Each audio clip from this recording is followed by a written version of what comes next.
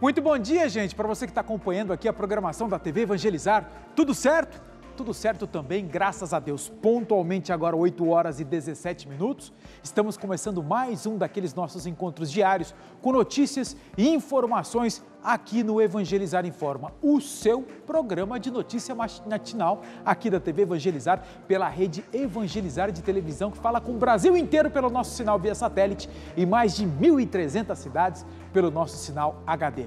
Como é que vocês estão? Tudo tranquilo? Tudo suave?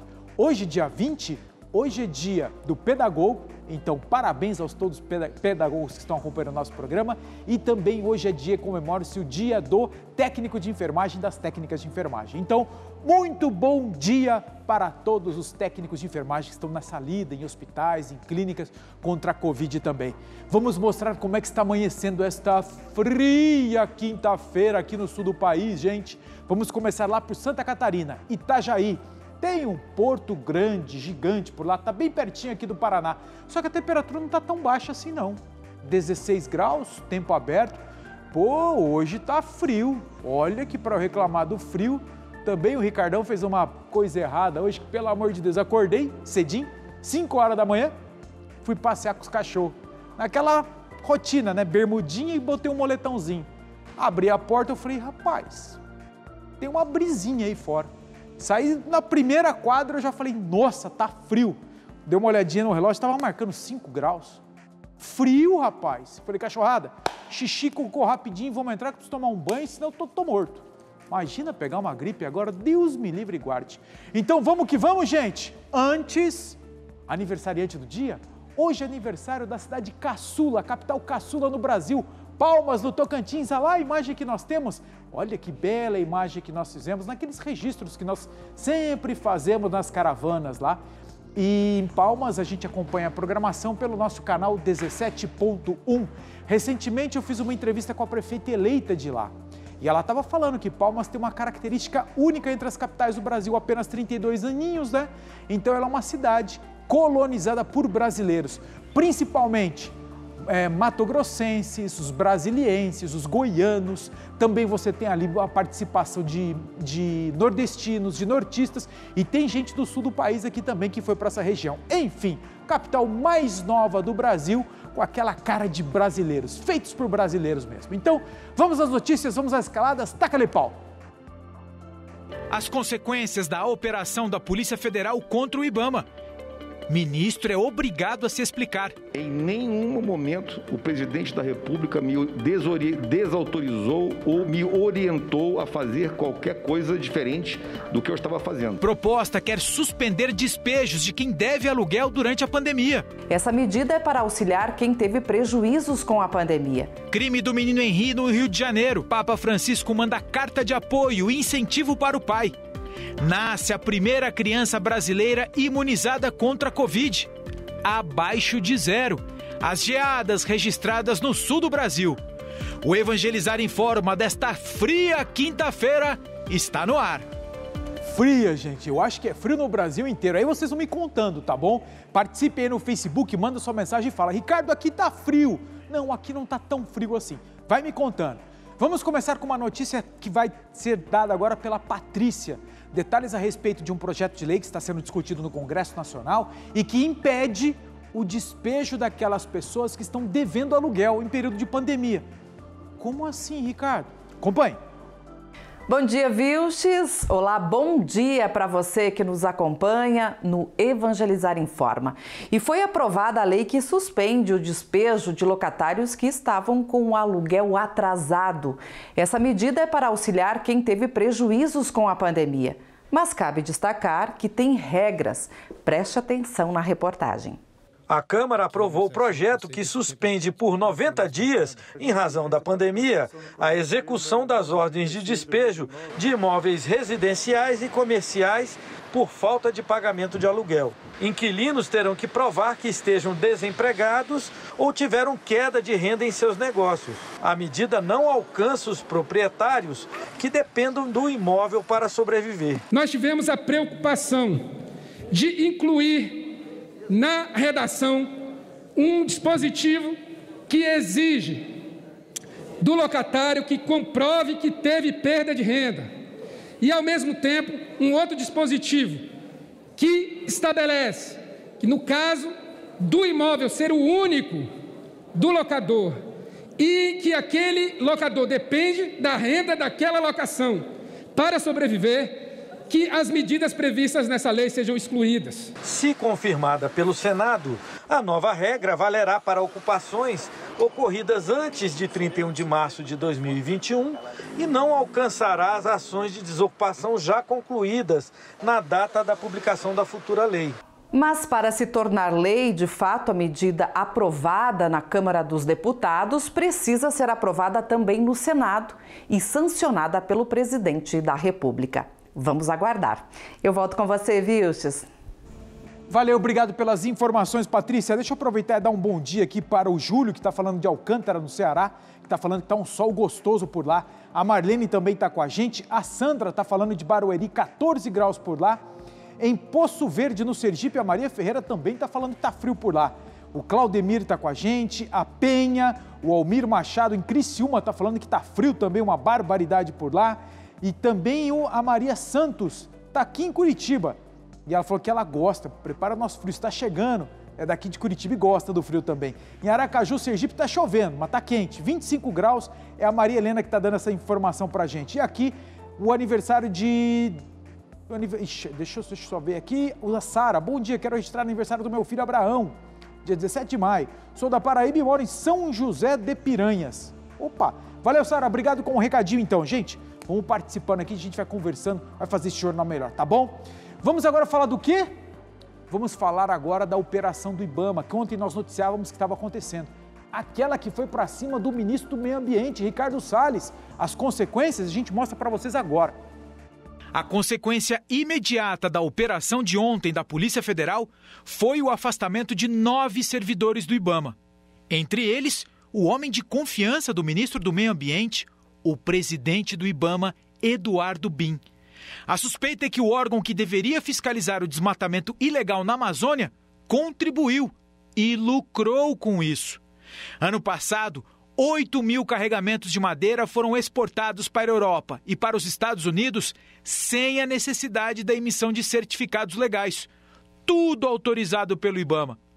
O ministro Ricardo Salles está sendo investigado não só por ter nomeado quem diretamente permitiu as supostas irregularidades, mas por ter tido movimentação financeira bancária considerada atípica durante o período em que se tornou ministro do Meio Ambiente do governo Bolsonaro.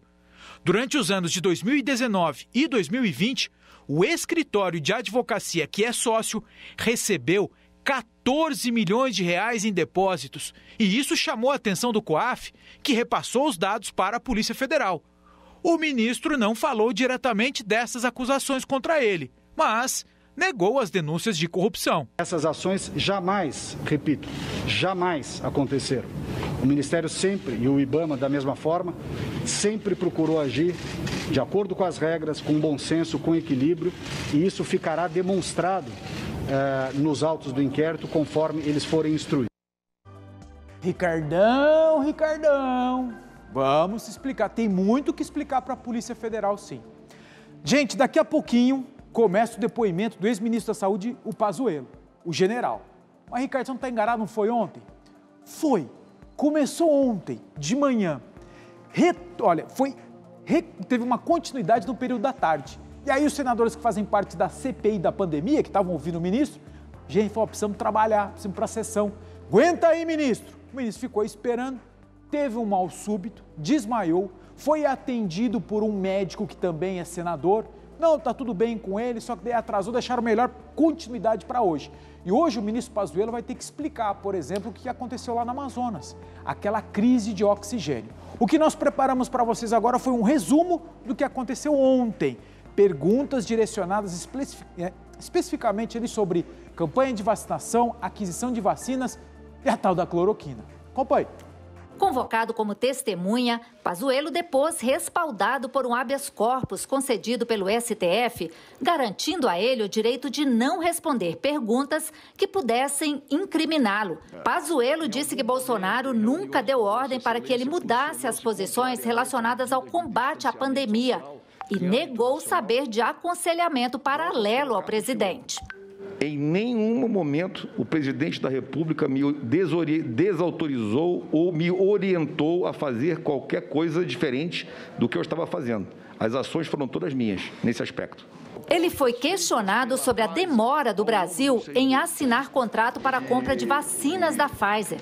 Pazuello citou as cláusulas, segundo ele, assustadoras, apresentadas na primeira proposta. Nós estamos falando de ativos brasileiros no exterior, ou fundos. Nós estamos falando de isenção completa da responsabilidade por efeitos colaterais e transferência do fórum para julgamento das ações para Nova York. Estamos falando de pagamento adiantado. Estamos falando de assinatura do presidente da República em contrato, coisa que não existe na nossa legislação. Mas negou que o Ministério tenha demorado a responder à empresa. Como disse a CPI, o ex-secretário de Comunicação, Fábio Weingarten, e o representante da farmacêutica. Foram respondidas em negociação intensa e direta com dezenas de documentação e reuniões. Então a Pfizer está mentindo. Vossa Excelência respondeu. Vossa Excelência respondeu, é isso? Eu só respondo por mim, senador. O clima ficou tenso. Por que Vossa Excelência não tomou o comando e o protagonismo dessa negociação com a Pfizer? Pela simples razão que eu sou o dirigente máximo, sou o decisor, eu não posso negociar com a empresa. Quem negocia com a empresa é o nível administrativo, não o ministro. Se o ministro jamais deve receber uma empresa, o senhor deveria saber disso. Eu estou dizendo ao senhor, o senhor não comandou. Não comandou. Por favor. Não comandou. Fernando. Por favor. Eu retiro. O senhor nos traz uma informação totalmente diferente daquilo que a Pfizer falou. Não, só um minutinho.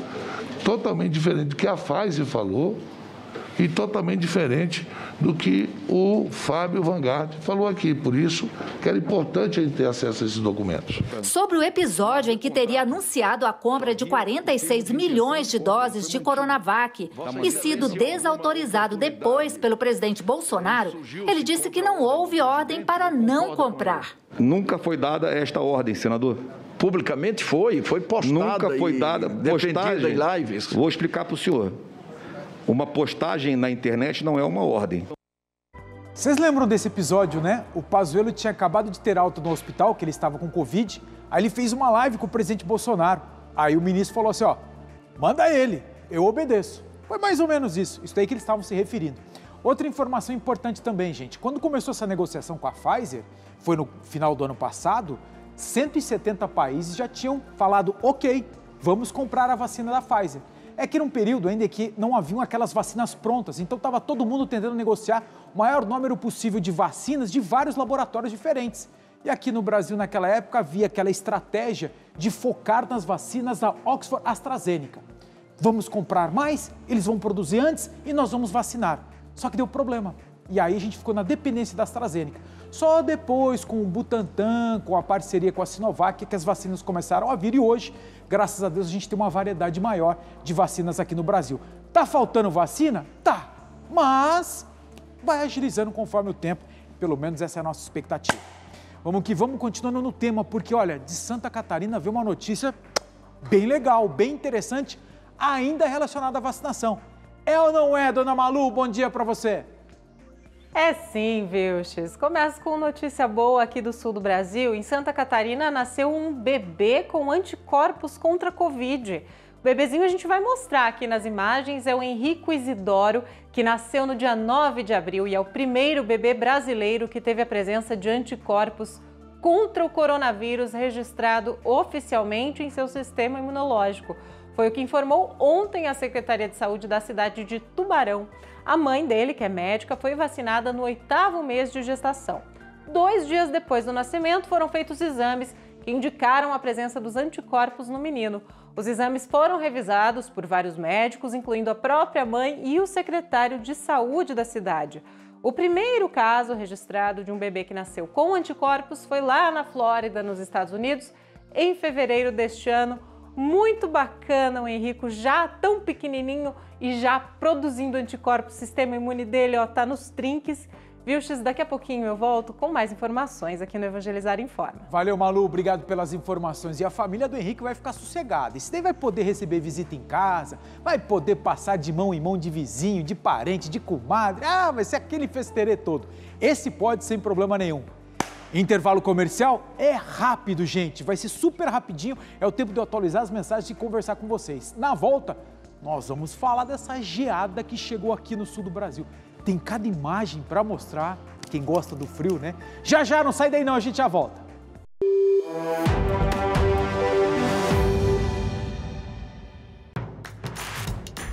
Não perca mais nenhum vídeo da TV Evangelizar. Inscreva-se agora.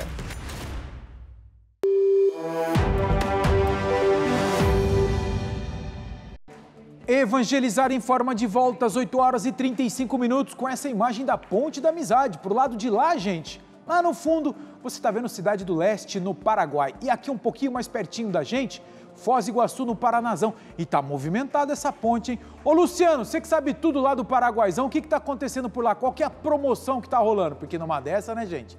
Brasileiro indo para esse lado, lá no dólar, nesse preço, vai que tá rolando uma promoção lá. Você, Carol, não sabe de nada? Também é chegado nas bolsas, lá no sapato, né? Vai que tá tendo promoção por lá. Estamos sabendo não, gente. Seguinte, vamos que vamos? Vamos. Deixa eu dar um alô então para a turma Fátima de Fortaleza. Fátima, bom dia, obrigado pela companhia. Cristina Nogueira. A Raquel tá falando que em Fortaleza tá um sol radiante no mercado São Sebastião de Fortaleza. Valeu, Raquel, beijão para vocês aí que estão na lida já. A Zenilda dando um bom dia. A Fátima Tentacion Borges Duarte também está com a gente em Fortaleza. A Regina está falando aqui do Paranazão, de Baiti, não é, Regina? Norte Velho. Beijão para você, obrigado pela companhia. A Ângela Antônio, que está ali ó, na luta para engravidar também, né, Ângela? Boa sorte para você, boa sorte.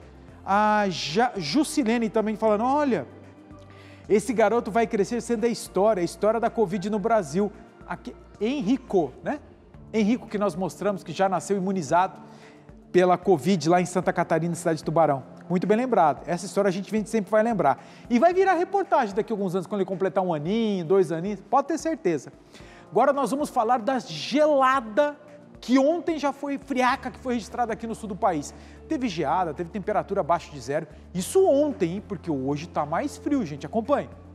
A temperatura voltou a cair e recordes negativos foram registrados na Serra de Santa Catarina. Em Bom Jardim da Serra, teve geada e a temperatura mais baixa do ano, menos 4,4 graus.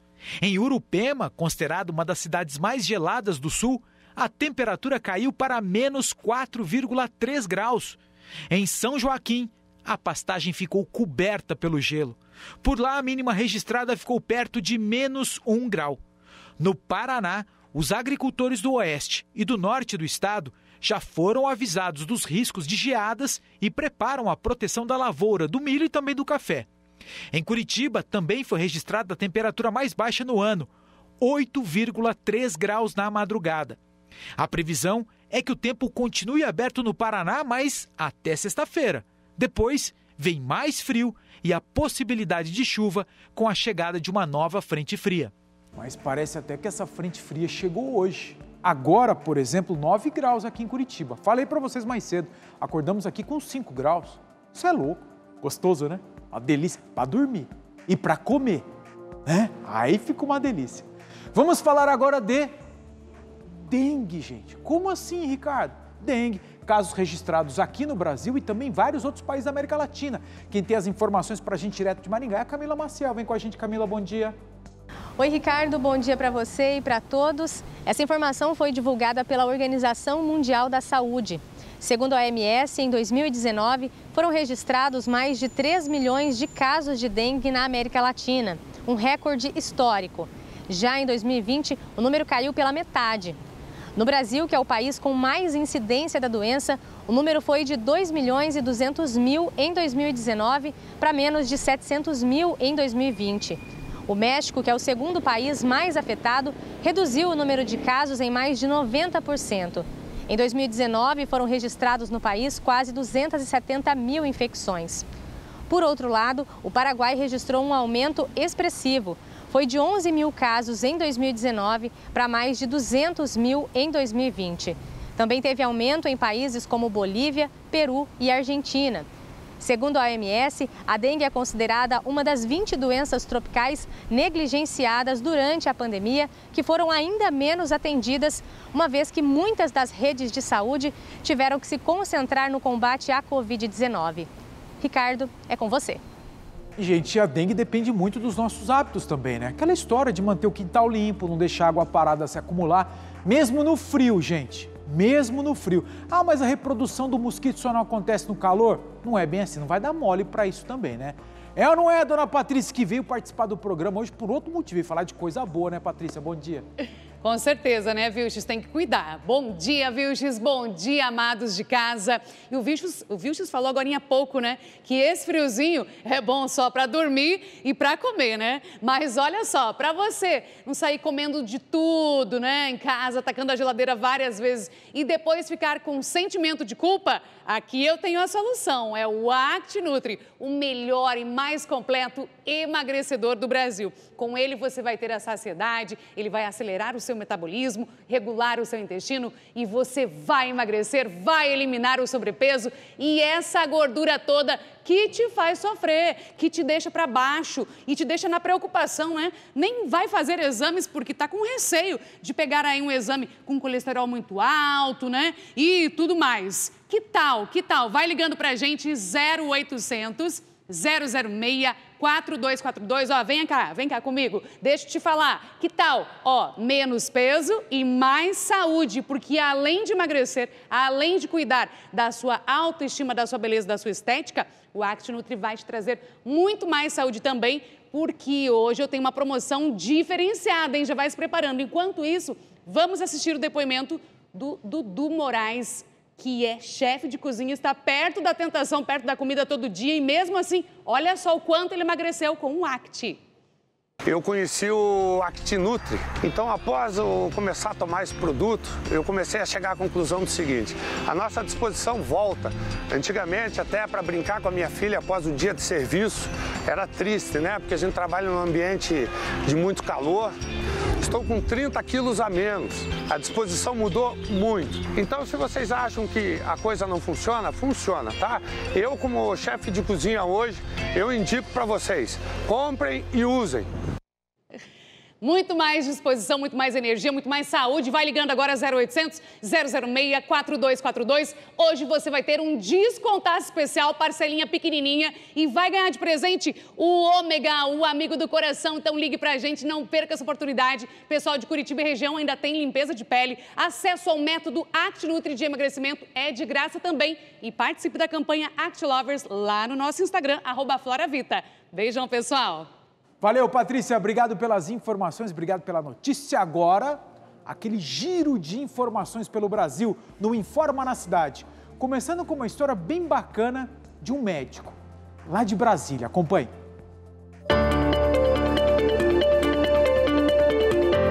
A solidariedade de estranhos salvou o Lucas Teles. O rapaz, que é estudante de medicina em Brasília, expôs a situação que passava. Com a mãe faxineira desempregada, por causa da pandemia, ele poderia deixar a faculdade por falta de dinheiro. A história repercutiu nas redes sociais e os desconhecidos começaram a encomendar doces, outra aptidão da família.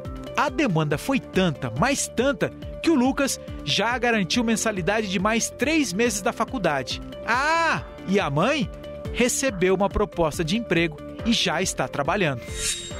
A Companhia de Trânsito de Fortaleza comemora a queda nos índices de mortes em acidentes de trânsito envolvendo ônibus coletivo na cidade. De 2017 para cá, a redução foi de 37 vítimas fatais para 17, queda de 54%. A companhia atribui a esses números a sinalização de vias, informando motoristas e pedestres de pontos cegos para os ônibus. Com isso, todos ficam mais atentos na hora de fazer as travessias. As chuvas do Nordeste não param e trazem consequência agora em São Luís, capital do Maranhão. No bairro Alto da Vitória, houve deslizamento de terra de um morro e uma casa precisou ser interditada. ninguém ficou ferido não. A Defesa Civil monitora a região para saber se haverá necessidade de interditar mais casas.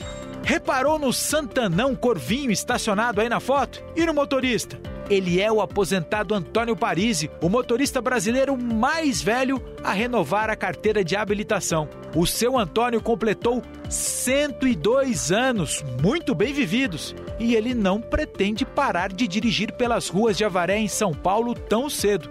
Na verdade, ele está tirando o atraso, já que a primeira habilitação só veio com 42 anos. Olha, gente, eu não sei não, mas esse seu Antônio deve dar um trabalho para a família, porque eu morro de preocupação com isso. Mãe, vai dirigir carro nessa idade? Não precisa, mãe. Tão baratinho pegar um táxi hoje, depender do Uber, alguma coisa assim, né? Não, mas eu quero ter minha independência, andar de carro. Mas é perigoso. Não importa a cidade, mesmo em Avaré, que não tem um movimento de uma cidade maior, mas carro, né? Mas enfim, a gente entende. Eu também não sei como é que eu vou ser na velhice. Imagina, ficar dependendo dos outros para ir e voltar. Não, né? A gente fica pensando, não, eu vou e volto a hora que eu quiser, quando eu quiser. Então, cada um tem uma forma de pensar nessa história, mas eu acho que tem gente preocupada nisso também. Fazer o seguinte, informação, gente. Malu está aqui com a gente. Malu, o que você traz para a gente agora? Vilches, agora eu falo de uma homenagem.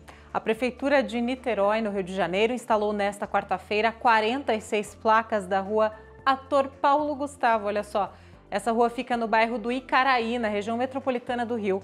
A via, que é uma das mais importantes da zona sul da cidade, que se chamava Coronel Moreira César, passa a homenagear o artista niteroiense que nasceu e cresceu na cidade.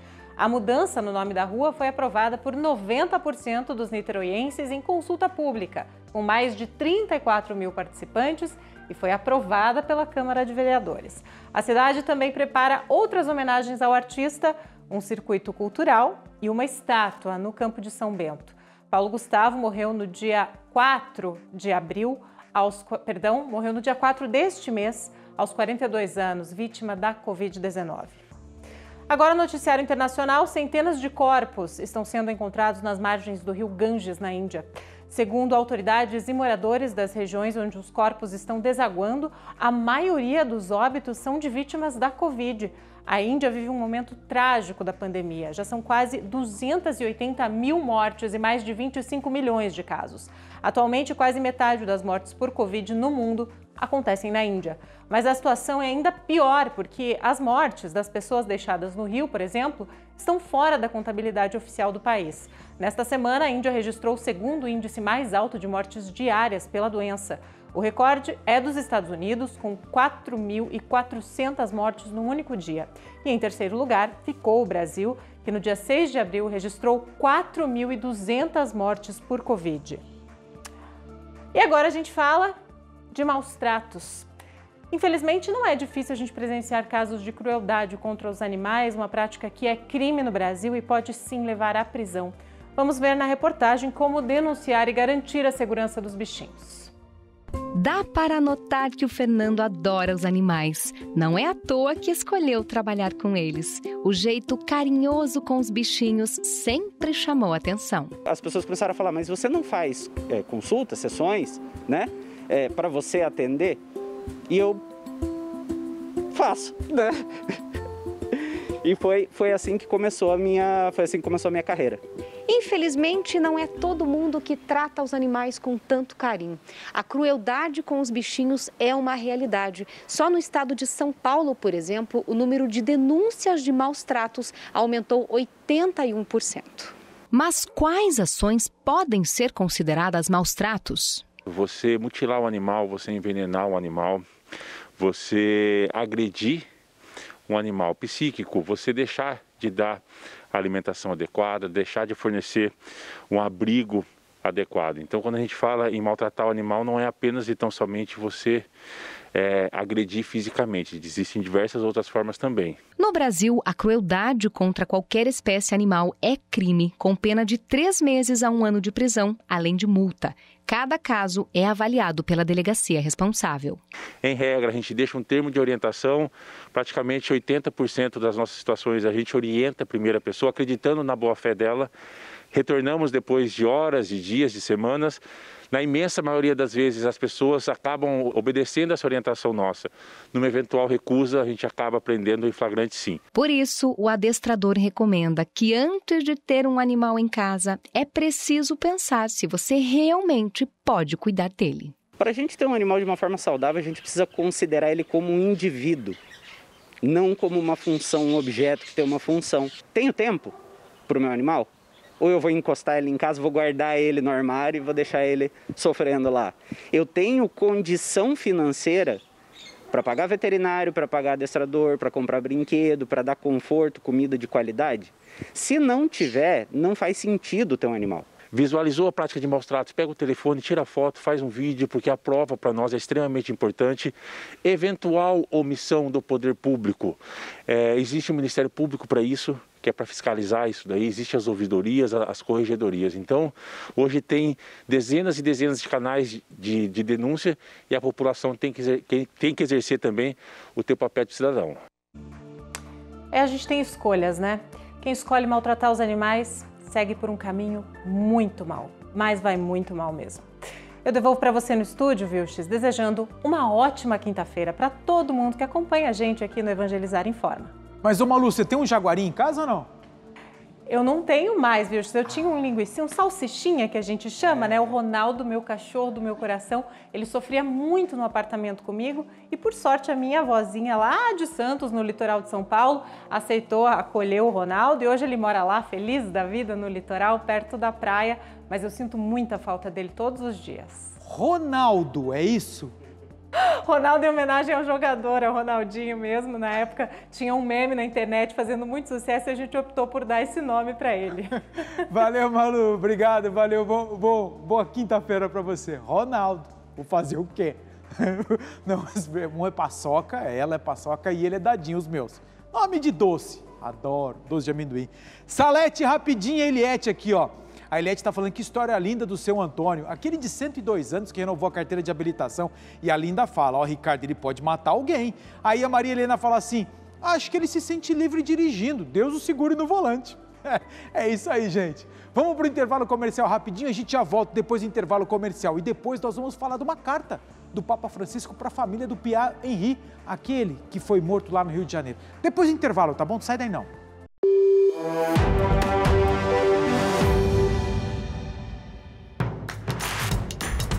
Não perca mais nenhum vídeo da TV Evangelizar. Inscreva-se agora.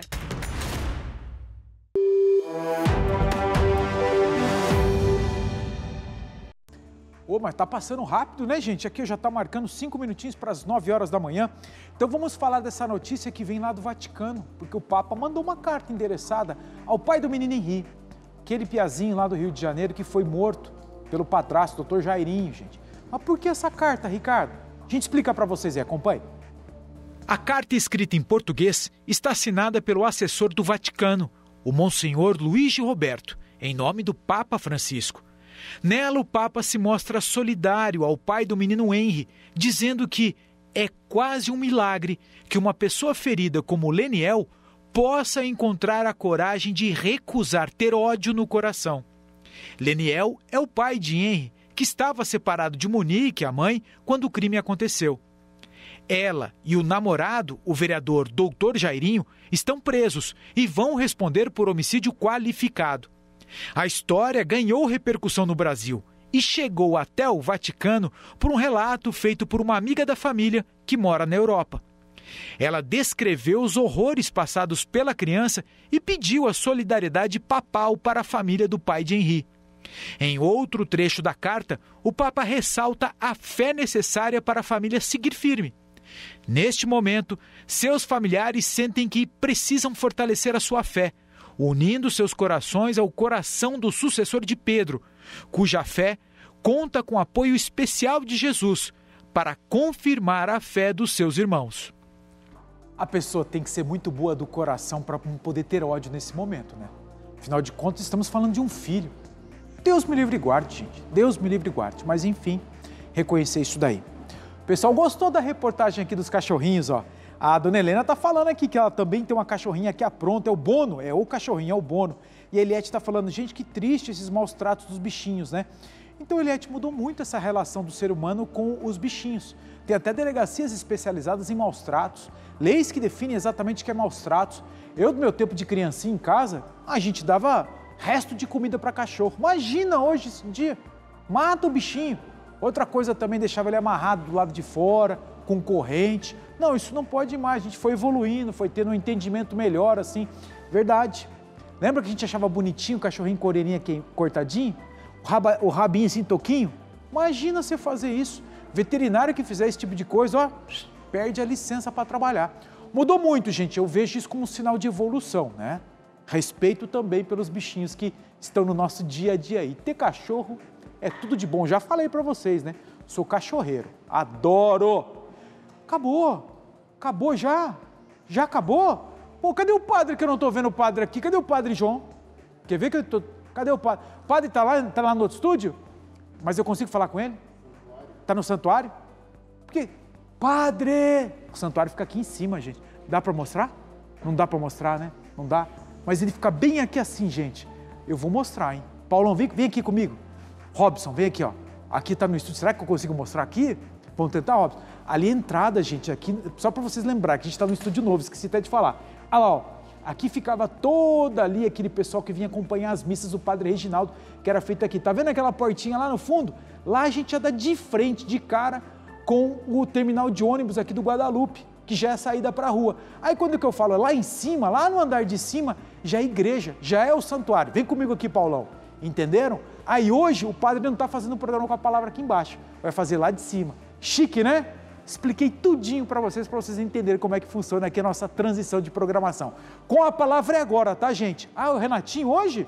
Ah, é o Padre Renatinho, eu tô falando do Padre João. O Padre Renatinho também faz tempo que não vem, né?